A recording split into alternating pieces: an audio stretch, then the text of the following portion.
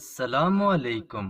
فریادیوں کی یہ گریہ وزاری دیکھ کر قیصر روم کے چہرے کا رنگ بدل گیا اور اس نے تیز و تند لہجے میں فریادیوں سے پوچھا، وہ کون ہے جس نے تم پر یہ قیامت توڑی ہے؟ میں اسے عبرتناک سزا دوں گا اور تمہارے تمام دکھوں کا ازالہ کروں گا۔ وہ عرب کے مسلمان ہیں جنہوں نے ہماری زمینوں پر قبضہ کر لیا ہے اور ہمارے گھروں کو آگ لگا دی ہے۔ ایک فریادی نے زار و قطار روتے ہوئے کہا، بوڑھے اور بچے قتل کیے جا رہے ہیں۔ دوسرے فریادی نے ہچکیوں سے روتے ہوئے دنیا کا سب سے بڑا جھوٹ بولا، اے ہمارے بادشاہ صلیب کی بیٹیاں بے امان ہیں، وہ مسلمانوں کی ہوس کا نشانہ بن رہی ہیں۔ فریادی نے عیسائیوں کی بربادی کا نقشہ کچھ اس طرح سے کھینچا کہ قیصر روم غضبناک ہو کر اپنے تخت پر کھڑا ہو گیا اور قہر آلود لہجے میں بولا، میں نے صلیب کے بندوں کی فریاد سن لی، تم سے میرا وعدہ ہے کہ اس وقت تک چین سے نہیں بیٹھوں گا جب تک تمہیں تمہاری زمینیں واپس نہیں مل جائیں گی۔ آج سے تم انطاکیہ میں ہمارے مہمان خاص ہو۔ اس وقت انطاکیہ قیصر روم کا دارالحکومت تھا۔ فریادی خوشی خوشی دربار سے چلے گئے۔ مسلمانوں کے بارے میں ان کی مکارانہ چال کامیاب ہو گئی تھی۔ قیصر روم رات بھر سکون سے نہیں سو سکا، بار بار اس کی آنکھ کھل جاتی تھی اور نظروں کے سامنے وزیر سلطنت لوقس کا چہرہ ابھر آتا تھا۔ تم سچ کہتے تھے لوقس کے مسلمانوں کی یلغار ایران کی حدود تک نہیں ٹھہرے گی۔ ایسا روم بڑے حیرت زدہ لہجے میں اپنے مرحوم سیاسی مشیر کو غائبانہ مخاطب کر کے کہتا، کاش تم زندہ ہوتے اور مشورہ دیتے کہ ایسی نازک صورتحال میں مجھے کیا حکمت عملی اختیار کرنی چاہیے۔ الغرض اسی کشمکش میں پوری رات گزر گئی۔ پھر صبح ہوتے ہی قیصر روم نے اپنا ایک خفیہ اجلاس طلب کر لیا۔ اس اجلاس میں عمائدین سلطنت کے ساتھ ساتھ شہر کے معزز اور دانشمند افراد بھی شامل تھے۔ جب سب لوگ جمع ہو گئے تو قیصر روم نے حاضرین کو مخاطب کرتے ہوئے کہا، عیسائی اپنی تعداد میں اربوں سے کہیں زیادہ ہیں، ان کے ہتھیار پرانے اور جنگی وسائل بھی تم سے کہیں کم ہیں، دیگر ساز و سامان میں بھی تم مسلمانوں پر فوقیت رکھتے ہو، مگر جب میدان جنگ میں ان کے مقابل صف آرا ہوتے ہو تو شکست کھا جاتے ہو، آخر اس کی کیا وجہ ہے؟ ایسا روم کے لہجے سے شدید ناگواری کا رنگ جھلک رہا تھا۔ ہرقل اعظم کا سوال سن کر سب نے سر جھکا لیا۔ حاضرین میں انطاکیہ کا سب سے بڑا پادری شہرام بھی شامل تھا، اس کی گردن بھی جھکی ہوئی تھی اور وہ بھی ہرقل اعظم سے نظریں چرا رہا تھا۔ قیصر روم نے پادری شہرام کی اس کیفیت کا اندازہ کر لیا اور پھر بلند آواز میں اسے مخاطب کرتے ہوئے بولا، عیسائیوں کے عظیم مذہبی پیشوا، آپ خاموش کیوں ہیں؟ دمشق، اردن اور حمص کے محاذوں پر صلیب ہماری مدد کو کیوں نہیں آئی؟ اس نے اپنے نام لیواؤں کو بے یار و مددگار کیوں چھوڑا؟ پادری شہرام نے اپنے شہنشاہ کی طرف دیکھا اور بجھے ہوئے لہجے میں بولا، ہرقل اعظم، کبھی کبھی سچے اور ایماندار لوگوں کو بھی شکست ہو جاتی ہے، خداوند اپنے کاموں کو خود ہی جانتا ہے۔ محترم پیشوا، آپ کے اس جواب سے نہ میرا دل مطمئن ہوا اور نہ دماغ، کہیں کوئی نہ کوئی خرابی ضرور موجود ہے جس پر مصلحت اور خاموشی کا پردہ ڈالا جا رہا ہے۔ ایسا روم کی بات سن کر حاضرین کی گردنوں کا خم کچھ اور نمایاں ہو گیا۔ کچھ دیر تک تو دربار کی فضا پر گہرا سناٹا طاری رہا۔ پھر ایک شخص اپنی نشست پر کھڑا ہوا۔ یہ انطاکیہ کا ایک معزز اور نیک نام عیسائی ایمن تھا۔ اس نے باوقار لہجے میں قیصر روم کو مخاطب کرتے ہوئے کہا، آپ نے سچ فرمایا کہ ہم میں کہیں نہ کہیں کوئی خرابی موجود ہے جس کی وجہ سے یہ ذلت اور شکست ہمارا مقدر بنی ہے۔ آج میں اس خرابی کو اس مجلس خاص میں سننا پسند کروں گا۔ قیصر روم کے لہجے سے بدستور تلخی جھلک رہی تھی۔ ہرقل اعظم، اس بات کا یقین دلائیں کہ مجھے سچ بولنے کی سزا نہیں دی جائے گی۔ ایمن کے چہرے سے ہلکا سا خوف جھلک رہا تھا۔ آج تمہاری زبان پر کوئی پابندی نہیں، قیصر روم نے پرجلال لہجے میں کہا، جو کچھ تمہیں کہنا ہے بے خوف ہو کر کہہ ڈالو، تمہارے لیے امان ہے، سلامتی ہے۔ قیصر روم کی طرف سے اجازت ملتے ہی ایمن نے انتہائی پرسوچ لہجے میں کہنا شروع کر دیا، ہرقل اعظم کو معلوم ہونا چاہیے کہ دمشق، اردن اور حمص سے آنے والے عیسائیوں کی جماعت کا ہر فرد جھوٹا ہے۔ یہ کہہ کر ایمن چند لمحوں کے لیے خاموش ہو گیا اور حاضرین مجلس کی دلی کیفیات کا جائزہ لینے لگا۔ اس خفیہ اجلاس میں موجود ہر فرد کے چہرے پر ایمن کے لیے نفرت کا رنگ جھلک رہا تھا، مگر قیصر روم کے چہرے پر غیر معمولی سنجیدگی طاری تھی۔ اس نے بڑے تحمل کے ساتھ اپنا دایاں ہاتھ بلند کرتے ہوئے کہا، ایمن، تم اپنا بیان جاری رکھو۔ دمشق اور اردن میں میرے بھی کچھ قریبی عزیز اور دوست رہتے ہیں، ان میں خوبصورت جوان عورتیں اور نوخیز دوشیزائیں بھی شامل ہیں۔ 2 دن پہلے میرا دوست انطاکیہ آیا تھا۔ اس نے مقدس باپ اور بیٹے کی قسم کھا کر بتایا کہ ان علاقوں میں تمام عیسائیوں کی جان و مال، عزت و آبرو مکمل طور پر محفوظ ہے۔ ایک بار پھر حاضرین مجلس کے چہروں کے رنگ بگڑ گئے۔ وہ ایمن کی زبان سے مسلمانوں کی وحشت و درندگی کے فرضی افسانے سننا چاہتے تھے، مگر جب ایمن نے اپنے ایک دوست کے حوالے سے مقدس باپ اور بیٹے کو درمیان میں لا کر مسلمانوں کی بے مثال رواداری اور کریمانہ عمل کا ذکر کیا تو ان کے سینوں میں نفرت و عصبیت کی آگ کے شعلے بھڑکنے لگے۔ اس کے برعکس قیصر روم کے چہرے پر حیرت اور سکوت کا رنگ نمایاں تھا۔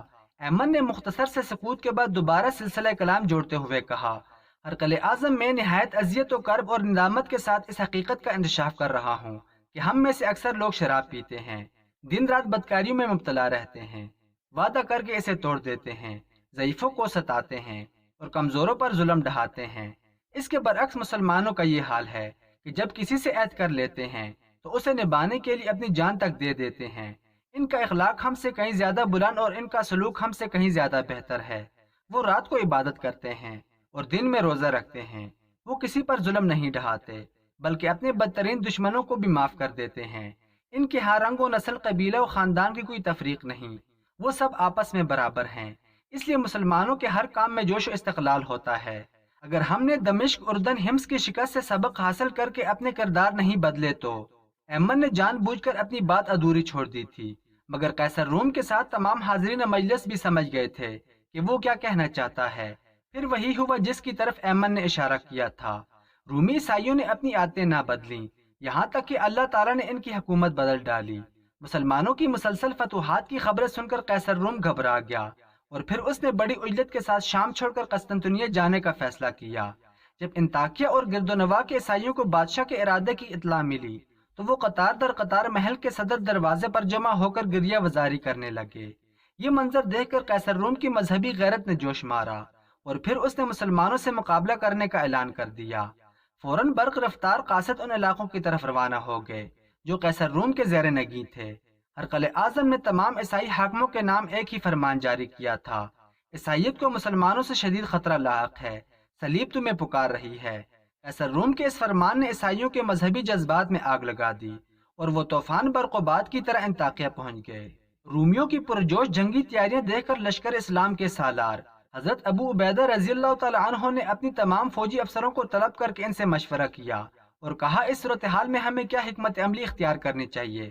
ہر افسر نے اپنے ذہن کی رسائی کے مطابق مختلف رائے پیش کی۔ بالآخر طویل بحث و تمہیز کے بعد امور جنگ کے سارے ماہرین اس بات پر متفق ہو گئے کہ مختلف محاذ پر تعینات مسلمان سپاہیوں کو ایک مقام پر جمع کر لیا جائے۔ نتیجتاً تمام مجاہدین اسلام دمشق میں یکجا ہوئے۔ اس کے بعد حضرت ابو عبیدہ رضی اللہ تعالیٰ عنہ نے مقبوضہ علاقوں کے عیسائی مردوں کو ایک طویل و عریض میدان میں جمع کیا اور ان سے مختصر خطاب کیا، ہمیں افسوس ہے کہ ہم اپنی بے پناہ مصروفیات کے باعث تم لوگوں کی حفاظت کی ذمہ داری نہیں لے سکتے، اس لیے حفاظتی ٹیکس کی ساری رقم واپس کی جاتی ہے۔ حضرت ابو عبیدہ رضی اللہ تعالیٰ عنہ کی تقریر سن کر تمام عیسائی رونے لگے۔ پھر جب لشکر اسلام دمشق چھوڑ کر اردن کی طرف جانے لگا تو سارے عیسائی اشکبار آنکھوں کے ساتھ یہ دعا کر رہے تھے، خداوند تمہیں حفاظت کے ساتھ واپس لائے کہ تم اس سرزمین پر بسنے والوں کے لیے امن و سلامتی کا صاحبان ہو۔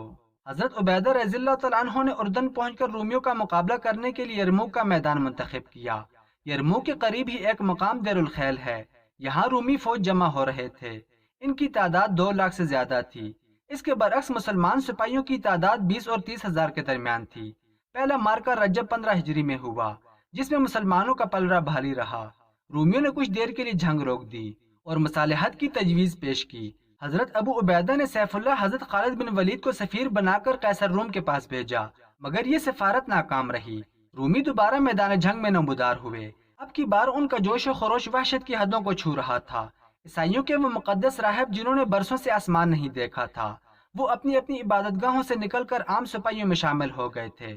کچھ پادریوں پر جنونی کیفیت طاری تھی، وہ ہاتھوں میں صلیبیں اٹھائے عیسائی لشکر کے آگے آگے تھے اور چیخ چیخ کر اپنے ہم قوموں کو ہمت بندھا رہے تھے، آگے بڑھو اور صفائی ہستی سے مسلمانوں کا نام و نشان تک مٹا ڈالو۔ آج دنیا کی کوئی طاقت تمہارے مقابل نہیں ٹھہر سکتی، اس لیے کہ تمہیں یسوع مسیح کی تائید حاصل ہے۔ 3000 رومی سپاہیوں نے اپنے پیروں میں بیڑیاں پہن رکھی تھیں تاکہ میدان جنگ سے فرار ہونے کا خیال بھی ان کے دل میں نہ آئے۔ رومیوں کے یہ تیور اور انداز دیکھ کر حضرت خالد بن ولید نے نئے سرے سے اسلامی فوج کو ترتیب دیا اور مجاہدین کو 36 حصوں میں تقسیم کر دیا۔ پھر ایسی خونریز جنگ ہوئی کہ یرموک کا میدان انسانی لاشوں سے پٹ گیا۔ اس مارکہ ارائی میں 1 لاکھ کے قریب رومی سپاہی قتل ہوئے اور 3000 اہل ایمان نے جام شہادت نوش کیا۔ جب قیصر روم کو اس عبرتناک شکست کی خبر ملی تو شدت غم سے اس کا سرخ و سفید چہرہ دھواں ہو گیا۔ پھر وہ انتہائی حسرت و یاس کے عالم میں سینہ کوبی کرتا ہوا شام سے قسطنطنیہ چلا گیا۔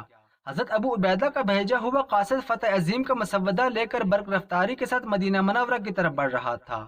امیر المومنین حضرت عمر فاروق رضی اللہ تعالیٰ عنہ جنگ قادسیہ کی طرح جنگ یرموک کا نتیجہ جاننے کے لیے کئی راتوں سے جاگ رہے تھے۔ پھر جب قاصد نے لشکر اسلام کی سربلندی اور سرخروئی کی خبر دی تو حضرت عمر فاروق مضطرب ہو کر مسند خلافت سے اتر کر سجدے میں گر گئے۔ معبود حقیقی کا شکر ادا کرنے کے بعد حضرت عمر فاروق کھڑے ہوئے تو آپ کی آنکھوں سے آنسو رواں تھے۔ ایران کے بعد دوسری عظیم طاقت روم کا غرور بھی خاک میں مل گیا تھا۔ حضرت عمر نے فلسطین کی جنگ حضرت عمر بن العاص کے سپرد کی تھی، مگر درمیان میں جنگ یرموک چھڑ جانے سے وہ مہم ادھوری رہ گئی تھی۔ قیصر روم کے اقتدار کا خاتمہ ہوتے ہی حضرت عمر بن العاص نے آگے بڑھ کر بیت المقدس کا محاصرہ کر لیا۔ عیسائی قلعہ بند ہو کر مقابلہ کرتے رہے۔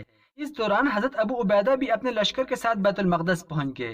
عیسائیوں نے کچھ دنوں تک مزاحمت کی، مگر ان کی عسکری قوت بکھر چکی تھی، اس لیے مسلمانوں سے صلح پر آمادہ ہو گئے، مگر اس کے ساتھ یہ شرط بھی رکھ دی کہ خود امیر المومنین حضرت عمر فاروق رضی اللہ تعالیٰ عنہ یہاں آ کر صلح کا معاہدہ تحریر کریں۔ یہ بڑی عجیب شرط تھی، مگر حضرت ابو عبیدہ نے فوراً ہی قاصد کو ایک خط دے کر مدینہ منورہ کی طرف روانہ کیا۔ خط میں یہ عبارت درج تھی: اگر امیر المومنین بنفس نفیس یہاں تشریف لے آئیں تو بیت المقدس بغیر کسی جنگ و جدل اور خونریزی کے مسلمانوں کے قبضے میں آ سکتا ہے۔ حضرت عمر فاروق نے حضرت ابو عبیدہ کا خط پڑھا، حضرت عثمان اور حضرت علی سے مشورہ کر کے بلا تاخیر فلسطین کی سفر پر روانہ ہو گئے۔ آسمان کی آنکھ نے ایسا منظر نہ پہلے کبھی دیکھا تھا اور نہ آئندہ کبھی دیکھے گا۔ حضرت عمر اس حالت میں مدینہ منورہ سے روانہ ہوئے کہ ستووں کا ایک تھیلا، ایک اونٹ، ایک غلام اور ایک لکڑی کا پیالہ آپ کا سامان سفر تھا۔ کیسر و کسریٰ کے تاج جس کے قدموں کا غبار بن چکے تھے، یہ اس عظیم فاتح کا سفر تھا۔ کبھی غلام اونٹ کی مہار پکڑ کر چلتا اور حضرت عمر فاروق اعظم اونٹ کی پشت پر سوار ہوتے، اور کبھی غلام اونٹ پر سوار ہوتا اور حضرت فاروق اعظم اونٹ کی مہار پکڑ کر آگے چلتے۔ یہ 18 ہجری رجب کا مہینہ تھا۔